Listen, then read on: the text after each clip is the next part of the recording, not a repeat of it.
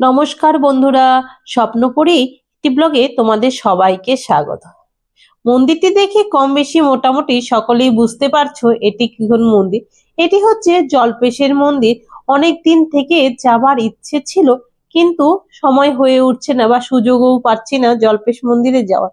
প্রত্যেক বছর শ্রাবণ মাসে যখন এখানে পুজো হয় বা সবাই ভোলে বমে আসে, তখন ইচ্ছে হয়, কিন্তু না, আমি অন্য সময় যেতে চেয়েছিলাম যে এই জল্পেশের মন্দির।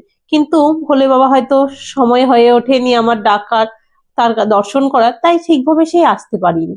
তাই অনেক বছর অপেক্ষা করার পর আজ ফাইনালি আমার ভাগ্য বলতে পারো খুলে গেছে, জল্পেশ মন্দিরে যাচ্ছি। তো আজকে আমরা চলে যাচ্ছি জল্পেশ মন্দিরে যাব। তো আমরা মোটামুটি পৌঁছে গেলাম। তখন বাজে 11টা থেকে 11:30 হবে, মন্দিরে পৌঁছে গেছি। আমরা প্রথমে ভেবেছি যে এখানে পুজো দেব, একটু জল ভোলে বাবার কাছে জল ঢালবো আর একটু ঘুরে ফিরে দেবো।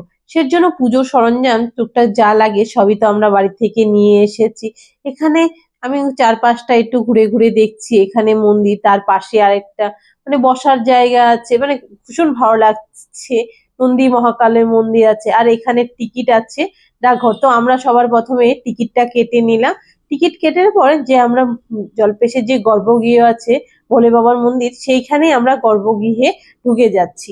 অন্য সময় আসলে তো যে গর্ভগৃহে প্রবেশ করা যায় না, কিন্তু আমরা যেহেতু শ্রাবণ মাসে আসিনি, অফ সিজনে এসি, এখানে সেরকম লোকজনও ছিল না, মানে মন্দির কর্তৃপক্ষ যারা যারা থাকে তারাই ছিল, বাইরের কোনো ভক্তবৃন্দ সেরকম ছিল না, আর ভিড় ভাট্টাও ছিল না। তো আমরা সবার প্রথমে ঢুকে যাচ্ছি। এখান থেকে মানে প্রত্যেকটা নিচে একদম সিঁড়ি দিয়ে আস্তে আস্তে তো একটু সময় লাগছে, তার মধ্যে শাড়ি পরে এসেছি মন্দিরে পুজো দেব করে। তো এখানে আমরা দেখতে পাচ্ছি, আর এই যে স্টাফটা যে আছে এখানে মানে কাজ করছে বা পরিষ্কার পরিচ্ছন্ন করছে, ভোলে বাবার সবকিছু দর্শন। তাই তাকে জিজ্ঞেস করছি যে পুরোহিত মশাই কখন আসবে, কিন্তু পুরোহিত মশাই আসার অনেকক্ষণ আগেই আমরা এসে বসেছিলাম। কিন্তু এখানে লেখা ছিল যে ফটো তোলা বা ভিডিও করা নিষেধ। তার জন্য আমার ছেলে আমাকে ফটো তুলতে দেয়নি, ভিডিও করতে দেয়নি। ওখানে পুজো দিয়েছি, পুরোহিত মশাই পুজো হলো, তো সেটাও দেখেছি।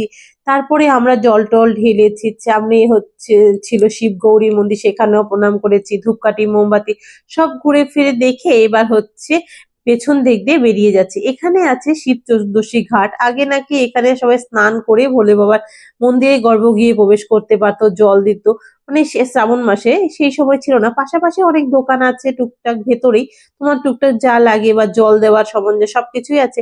আর এখানে সুতো বাঁধার আছে, নন্দী মহাকালের পাশে একটা মন্দির আছে। তারপরে ঘোরাফেরা করে এই তো এখন ফেরার পালা। আমাদের ভীষণ ভালো লাগছে, মানে এখন মানে মন চাচ্ছে না বলে আরো কিছুটা সময় এখানে থাকলে ভালো লাগতো। মানে অনেকদিন পর এসেছি, এত ভালো লাগছে তোমাদের বলে বোঝাতে পারছি না। তোমরা যারা যারা জল্পেশে এসেছো তারা তো কম বেশি সকলেই জানো, আর যারা জল্পেশে আসোনি আমি বলবো তোমরা অবশ্যই এসে একবার করে দেখে যাও। এখানে ভীষণ ভালো লাগবে। আমরা অনেকক্ষণ হলো চলে এসেছি, আর বাচ্চাগুলো সবাই ব্যস্ততা হয়ে গেছে ফেরার পথে, কেননা না খেয়ে আছে, ওদের খিদে পেয়ে গেছে। দেখছি কাছে পিঠে এখন কোথায় খাবার দাবারে একটু খাওয়া দাওয়া করে একটু ঘোরাঘুরি করে আমরা বাড়ি ফিরবো। তো আজকে আমার সারাদিনের অনুভূতিগুলো তোমাদের সাথে শেয়ার করলাম। ভিডিওগুলো ভালো লাগলে অবশ্যই লাইক করো। ভালো থেকো, সুস্থ থাকো। ভালো লাগলে লাইক, শেয়ার এন্ড সাবস্ক্রাইব অবশ্যই করো।